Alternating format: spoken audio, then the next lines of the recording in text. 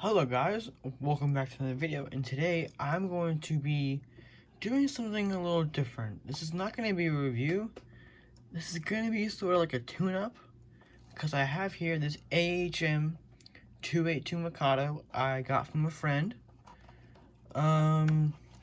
He said it was one of his grandfather's trains, and that it's been in the attic for a while, so I'm going to assume that it obviously hasn't been run for a while. Now here we have the tender. It's a normal Rivarossi tender. I will be changing these couplers to couplers. I'm going to be changing them to knuckle couplers. There we go. Instead of the horn hooks. These wheels do seem to have some wear, so this obviously was used. I will clean them up. This one is very, very dirty, but shouldn't be that hard to clean up. As you can see, just take a little thing right there and the dirt is disappearing. So there's that, and here is the actual thing we want. So it is a AHM 282 Mikado, but AHM imported Rivarossi items. So as you can see, it has the Rivarossi pizza cutter wheels. He did say that this rear wheel did wiggle a lot, and that does seem to be true. It seems to be that the plate wasn't fully mounted correctly.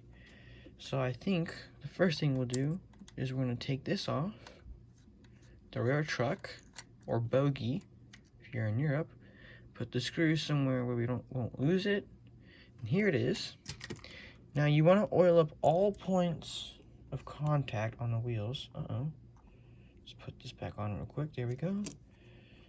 So here we go. So here's one. Even though it's smooth, you still want to oil it up so that in the long run it lasts. So if you hear that, now it's smooth. So there we go. And then let's take this front truck off, and there is going to be a spring right there that you're going to need to watch out for, because I have a Rivarossi cab forward, and that screw just fell into my lap. There's the screw. Now, and I have shot one of those springs across my room and lost it.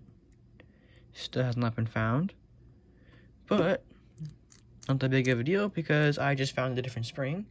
And here's the front truck. So you see 2 wheels here, 8 driving wheels, and then 2 wheels in the back. That's how I get this name 282 Mikado. Now I think the Mikado is from a Japanese word. I'm not too sure. But as you can see, I think they put this on wrong, because I think this needs to, it wasn't even screwed in actually. I think this needs to be flipped like that. Let's put, yep. So I was right, and then it goes like that, whereas it was on top like that. Now it seems that since this just popped right out, it kind of seems like these are stripped, which is not good, but not the end of the world. And here we have in the mechanism, we have plunger style pickups on the side of the flanges right there. Now you're going to want to oil up all of these mechanical parts. And as you can see, there's grease, since they are metal gears. Now I'm not too sure if that's petroleum grease or if that's synthetic grease, but I would assume it's synthetic because petroleum will make plastic brittle. Let's take this shell off. Now, how you do that is, usually with these Rivarossis, there's usually a secret screw somewhere under one of these caps, but it doesn't seem to be that way. So it's probably this screw right here. Yep, real long one. And then it's probably these in the back, right back here.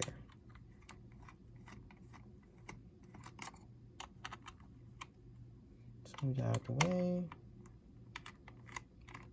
Now, this is my first time going into one of these, so I'm not too sure. And I seem to be correct. Let's take these screws up before I lose them. Yes, I am. Now let's do Booyah. And it seems to have a light in there, because it has a light little thing right there. And if you pull, I'm not going to pull that out, but those screws are holding in a lead weight in there. Now, lead is a toxic metal, so don't lick it. But I'm obviously smarter than that. We'll put that over there. And the thing is, the shell is not that dusty at all. Maybe, you know, just a light brush. But I don't really have to really deep clean the shell like I normally do when I get stuff like this. So that's awesome. Now the tender is obviously a little bit more dusty, but not too big of a deal. Now here is inside of the engine. And you can see all the valve gear and wheels moving around down there. We can't really see it because it's not in the frame. So here is the motor. You know what, let me put this spring back in here. Let me put this plate on so I can see if the motor turns over. Let's get this spring off of here real quick so I don't end up losing it or bending it in the wrong way. Now it seems to be, there we go. So I think how he had this was he had this little flap on top. Let me try and focus the camera. Oopsies. I think he had this little flap on top, whereas that flap actually needs to go underneath. And now there's a screw in the actual drivetrain. Let's get that out. There we go. I think it needs to go under. Yeah. Now, one thing I have noticed. I can't find the screw. Or one of the screws. No, I found it. It's on my desk. There we go. Let's just hope that it isn't stripped. And it is. Let's test the other one.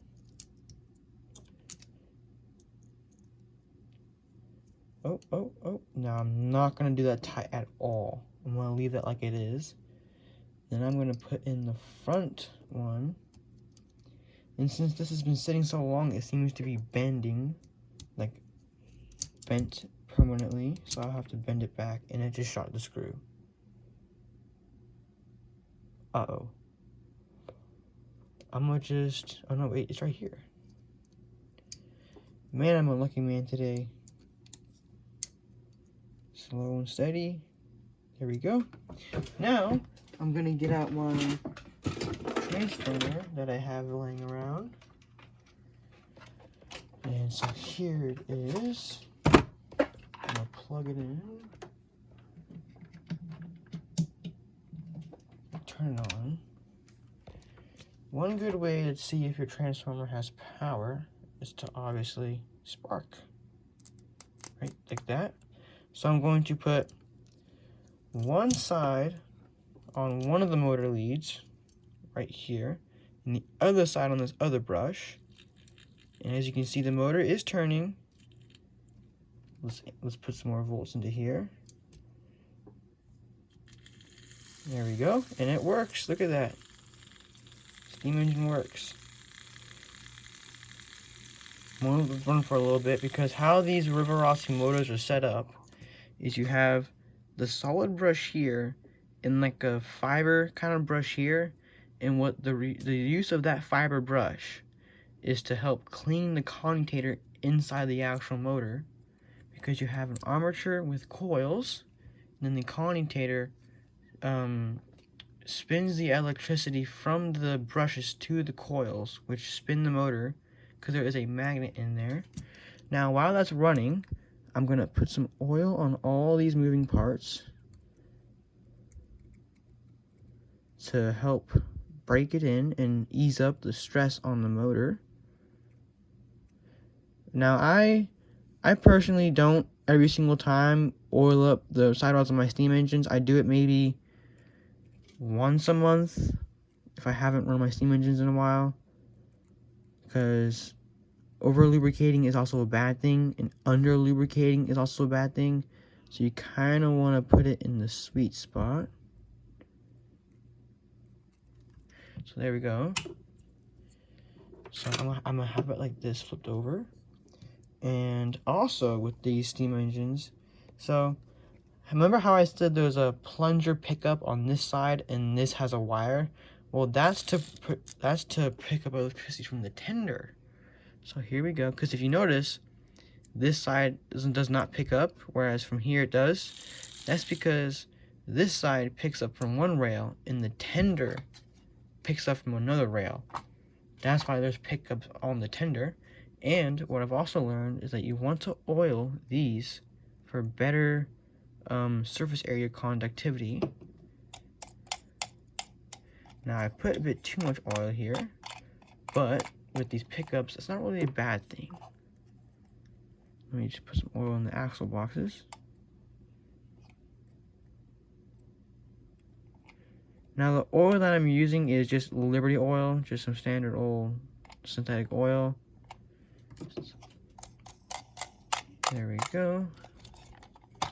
So like I said, I'm gonna let this run in for a little bit, maybe like 30 seconds just to get all the oil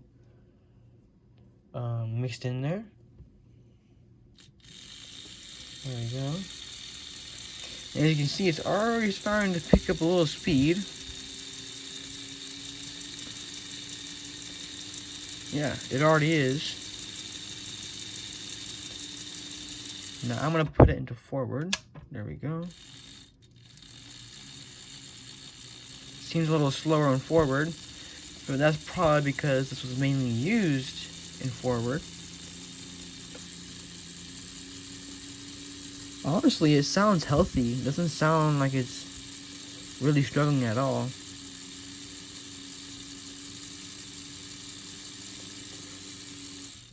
So that should be good. So, and also what you want to do is you want to oil the motor bearings. But you want to be really careful with the one near the brushes because the oil can get onto that commutator and burn. And some of these Rivarossi motors actually have ball bearings in the front, I think. Now let's just do this real quick. And I'm think that if you open this up, you will have access to the gears, and they should be brass gears.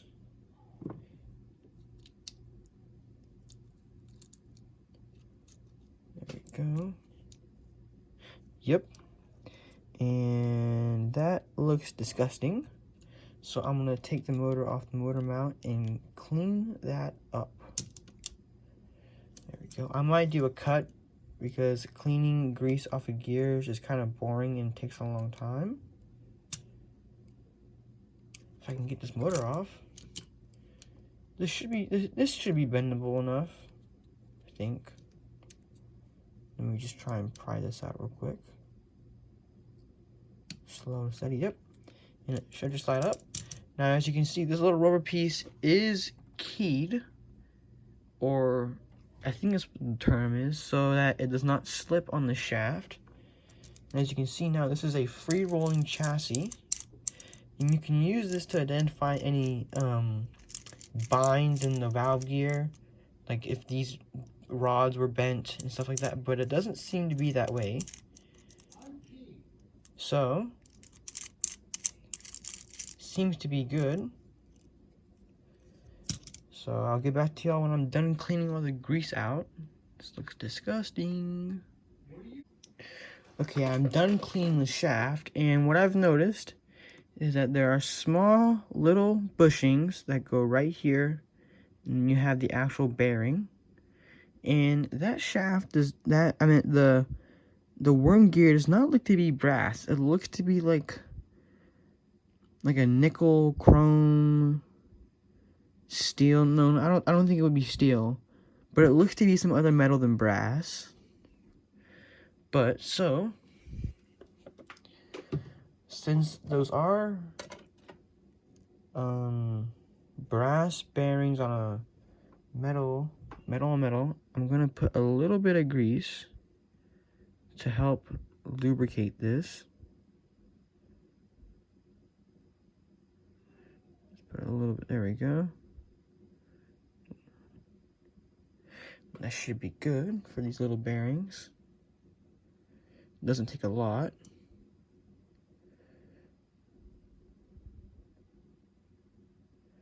There we go. And this should give it another 40, 50 years. Now the hard part is cleaning out the gear on the actual driver. You can't really see it in there, you can kinda. Now that's the hard part. And let me just clean off the rest of this grease up here first. I'm probably gonna cut that too because it's just how hard it's gonna be. And it looks to be like there is dirt on the actual shaft of the motor. Yeah, there was.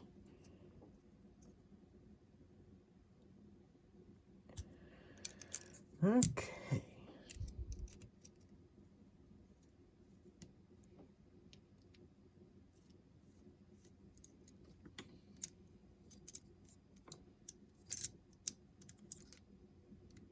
Yeah, so this is bent, as you can see. So I'm just gonna little by little. Oh, let's see. Yep, there we go. That's good. So yeah, this is gonna be the hard part. This gear right here. I'm gonna rip off a little bit of this tissue. And I'm just gonna start wiping. Try and get this gear as clean as possible, even though I don't really have any room.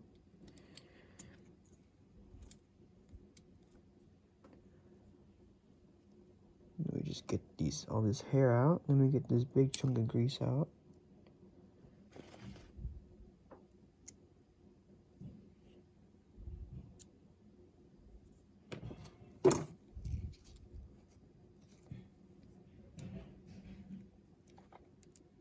There we go.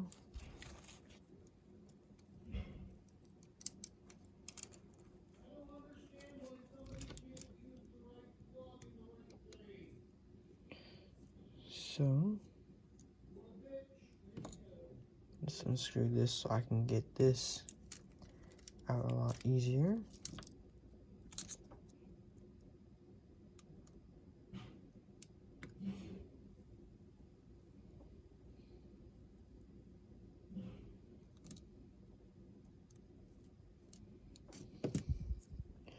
What I just remembered is I forgot to show you the running status of this engine before I started fixing it up.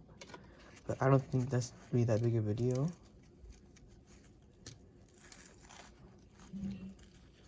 So let's just get rid of all this grease on this axle. There we go. Look at all that.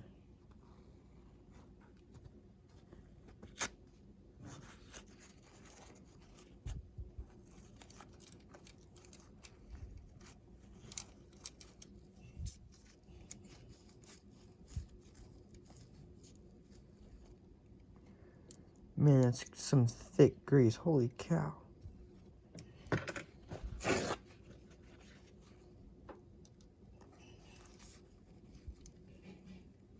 Now I'm just pushing my fingernail into each of these crevices of the gear to try and get all the grease out.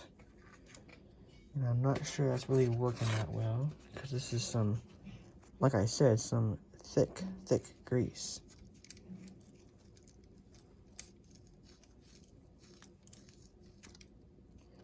This could be the grease from the factory.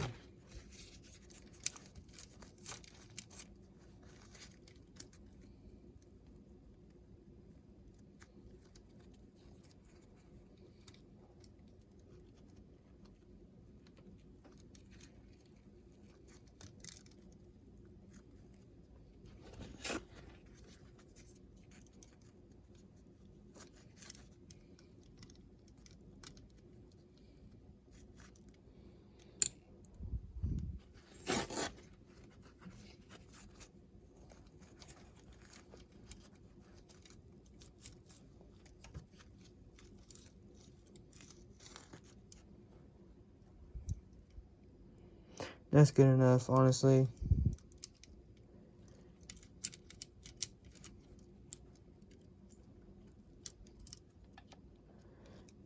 There we go.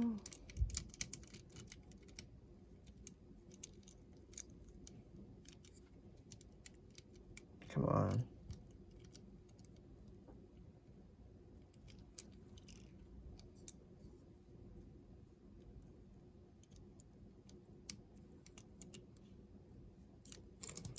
That's why it's stuck right here.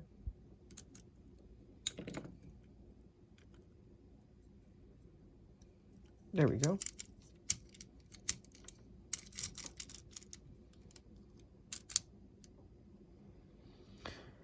Since it is a metal on metal frame, I'm going to put grease on the little axle slots. There's a lot of grease, hold on. There we go.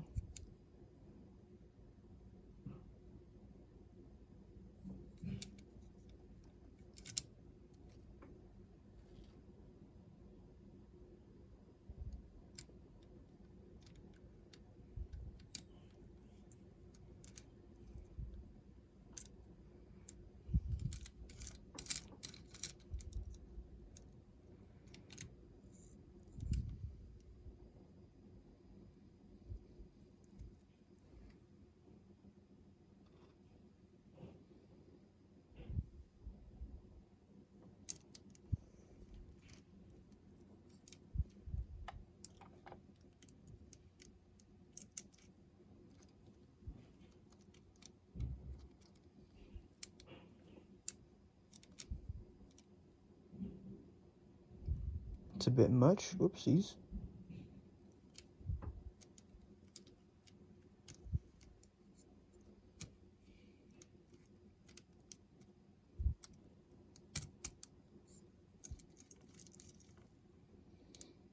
Now the reason why I'm putting grease here is to help not wear down the actual frame of this engine, because I have seen this in other steam engines where there wasn't really a sufficient amount of grease or oil used, and it's actually worn divots into that frame of the actual engine. Now I'm going to put a little bit of oil, mix it in with the grease. Come on.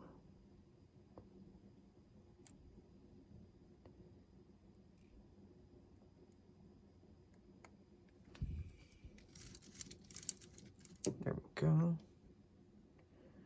So now I'm gonna find that spring, and I'm gonna put that spring back on, like so.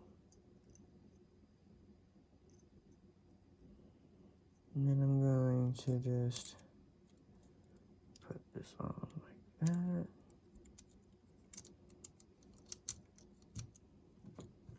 Now that spring is getting caught.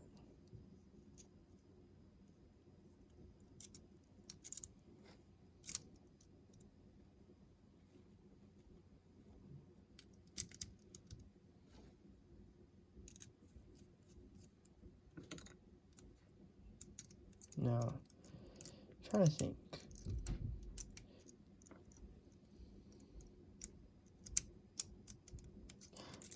Come on, man. You know what? I'm gonna attach this.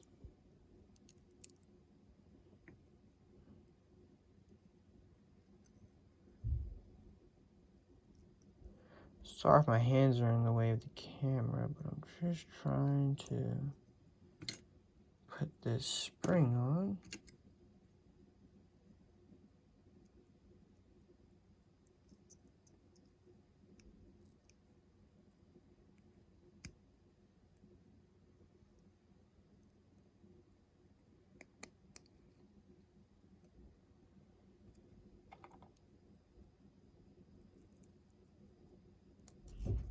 There we go.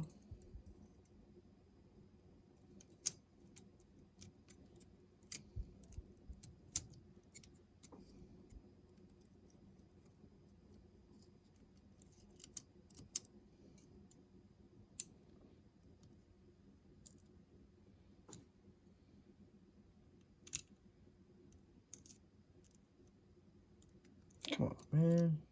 Of course. course, this one screw's acting up.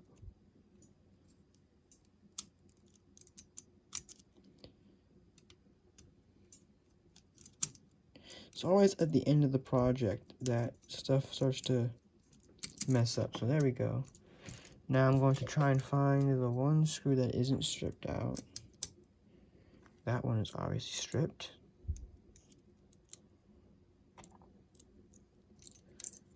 And I'm pretty sure this one's also stripped. Oh, hold on. Nope. Well, that's not good. But, I don't know. We'll see how it goes. So then I'm going to put all of this back together.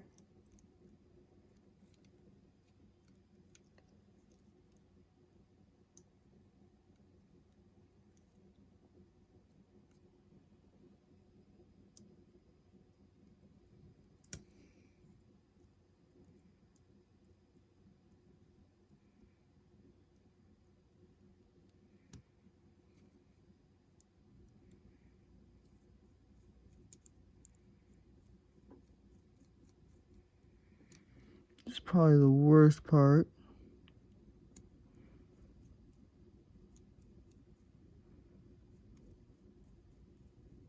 And I got it. Booyah.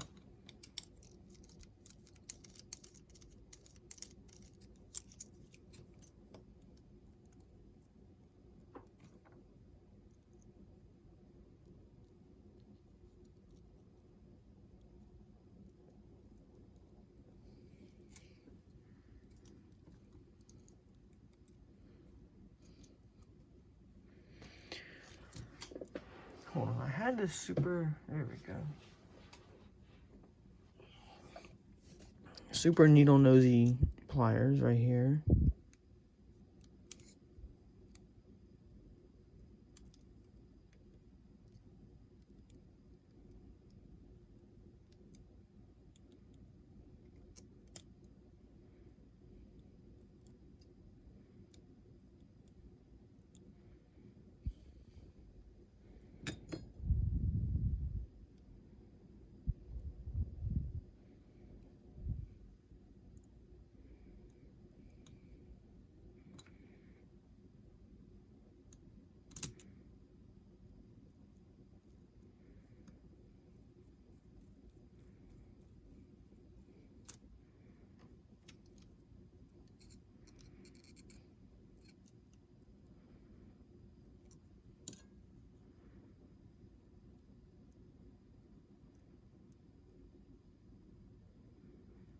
Really, oh darn it. Really trying to concentrate and then it explodes. It's all lined up, do not move. It's a ticking time bomb. Do I have it? Do I have it? Do I have it? Yes. Booyah.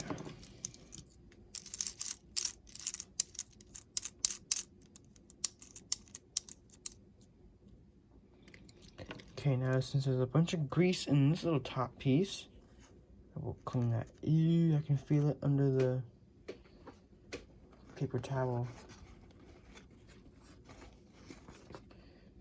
So now, I'm going to wherever, there we go. I'm just gonna put a good amount of grease on this little gear right here.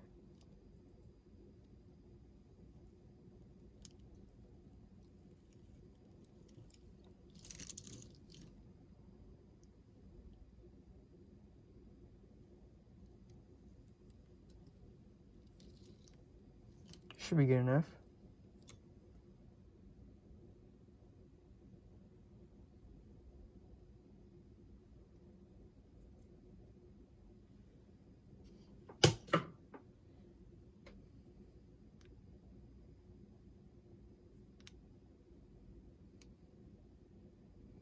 Wait, missing one crucial piece.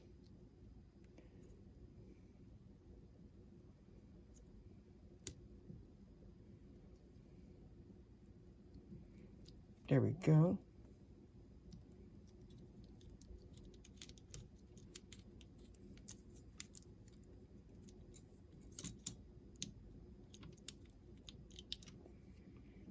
Put some oil in there too.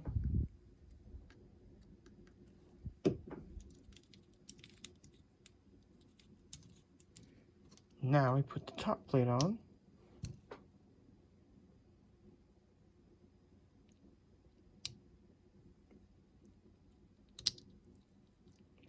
Okay, so now the screw wants to be magnetic.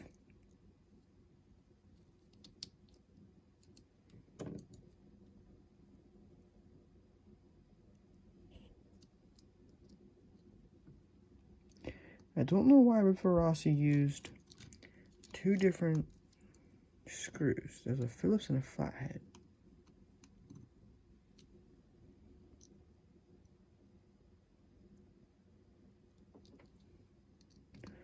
Not sure why, but whatever. So there we go. Now let's test it and let all that grease and oil break in. Uh-oh.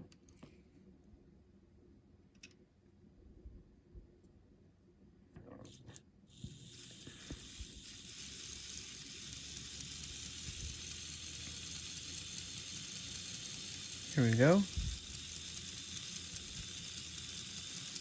Let's speed it up a little bit.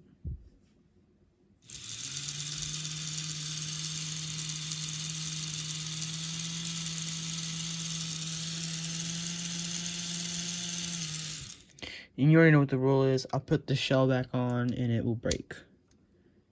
But let's get a little wire under this screw.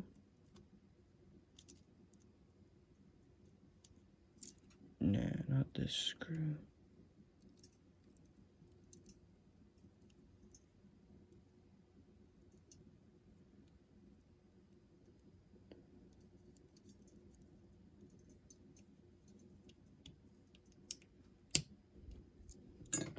Okay, I need to get this thing wedged under something. Let me just get this one wedged in here. And then, let's see. Where should I put this one? Do you think it will fit under this one? Let's see. Yes, it will. So now, yep. And then now I can clean the wheels.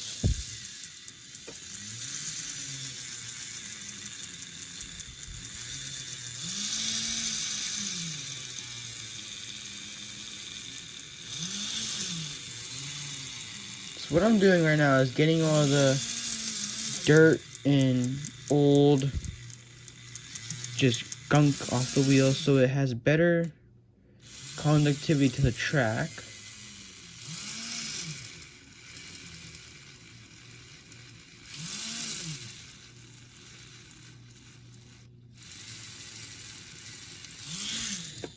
See how shiny they are now? That's good. And I will do the same with the tender wheels, but a different way, since the tender doesn't have any, what do you call it? It doesn't have a motor, so it can't propel itself. So the engine is basically done. Let me just put the shell back on.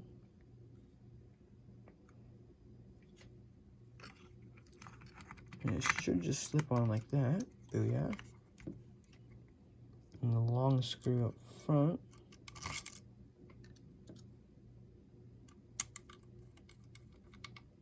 There we go.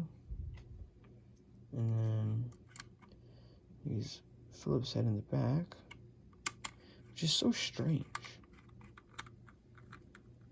Two different screws.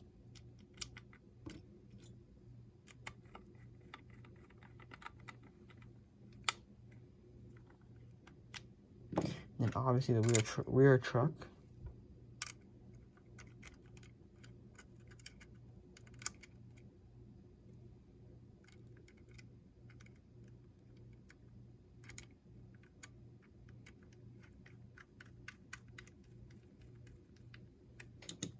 There we go. So that's the locomotive done.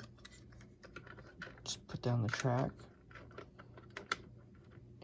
Now it's the tender time, and as you can see, the tender is quite dusty. Just give it a little light dusting.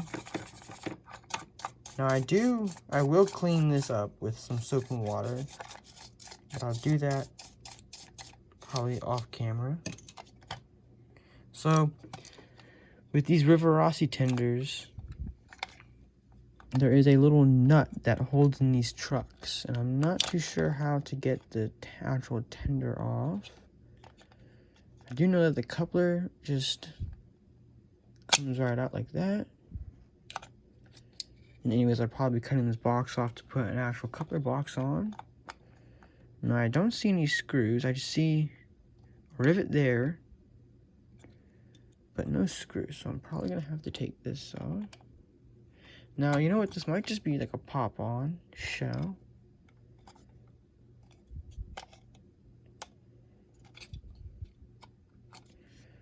Let's see. There's a few clips right here. Yep. Now, this is different from my other one, because my other one... Oh, so there's no nuts. And it's riveted, too. That's nice. So, this is the actual shell. I will be cleaning with some soap and water. Now... Oh, shoot, I forgot to put these on. I'll put this on later. So, with the tender wheels, you're going to take your little cleaning thing and just rub it against the wheel. Now, there's a bunch of caked on grime. Take a flathead screwdriver and scrape it off. As you can see, I'm doing right now. And then once you're done, you can take this to finish things up. There we go. As you can see, there's a bunch of dirt. You can just see it come right off. Or you can't even see it. It's not even in the camera. But yeah, a whole bunch of dirt just came off of that wheel. And then finish it up with the stone or the little brick thing. And then we repeat on the other wheels.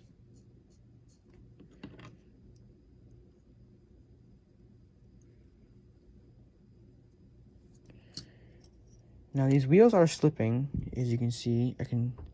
Well, they're not slipping, it's just my fingers are slipping. Because if the wheels slip, then that means that they can go out of gauge. And that can lead to derailments and other sorts of problems, which is not good.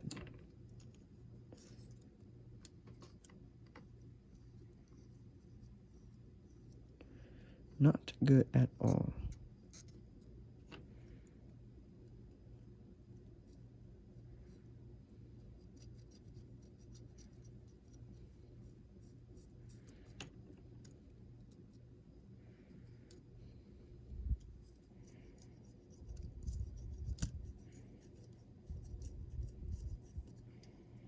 Now this wheel has a bunch of gunk on it too.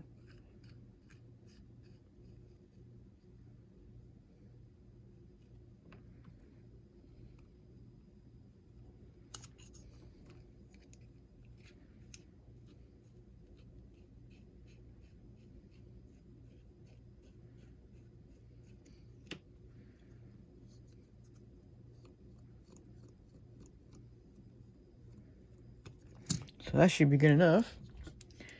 And we should now be able to put on the track and run it around and put some cars behind it.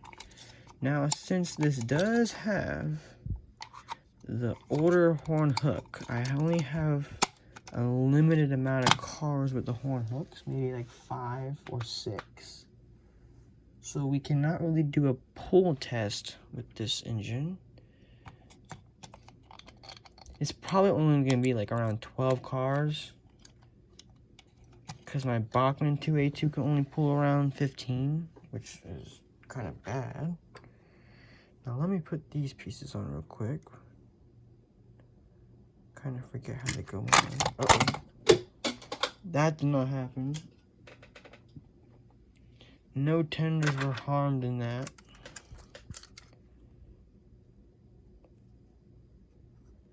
Oh, should I put it on backwards? There we go. Now, I do know that this engine is covered in oil from me with oil hands. I will clean that off.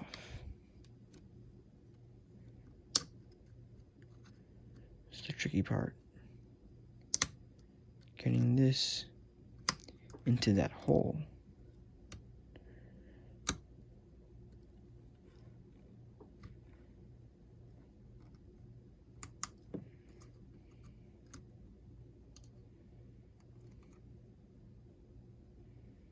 I'm probably not gonna even do it because honestly, not really a big of a deal. I'll probably do it later when I take the shell off again, because that's pretty hard to do with the shell on.